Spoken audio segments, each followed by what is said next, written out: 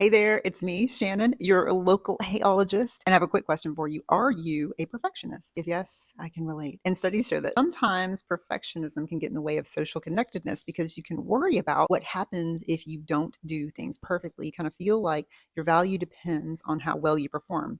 Ask me all about it. In fact, several studies suggest that perfectionism can lead to social disconnectedness. That is actually a word, and it can stop you from moving forward. I won't go into detail about some of the research that I found because it's kind of depressing and I'm kind of in a crappy mood. But if you really want to know, I will DM you some links. Okay, story time. So I don't know if you believe in dreams. I do. I believe in dreams, and I believe God gave me a dream before I moved over to this side of town. So I was finishing my master's. It was the end of COVID. I had started a new job the year earlier. And for some personal family reasons, I was starting to look for a new house because I could kind of sense that shift coming in my life. But I kind of kept putting it off because I wasn't perfect. My finances weren't perfect. My timing, it wasn't perfect. And who was going to buy my 300-year-old townhome on the other side of town on the south side? And one night, though, I was at my mom's house and I was sleeping, having the best sleep of my life. It was so dark and so nice. And I had a dream that I was at a Caribbean resort with some people that I work with. All of a sudden, some doors opened to the beautiful intercoastal waterway. And I started yelling at myself not to jump. Oh my gosh, what if I forgot to swim? What if the water was too cold? What if? And the first person jumped. Don't you know I was still yelling at myself, warning myself not to jump? And then the second person jumped. Then I started yelling at myself again. And then I woke up and I started thinking about it. Both people in my dream who had jumped had also made a huge jump in real life. One got married, another one had a baby. And I think God was giving me the chance to choose. I didn't have to jump, but I could. The only person stopping me was me. The choice was mine. So the conditions weren't perfect still, but 3 days later, I put in the application for the house.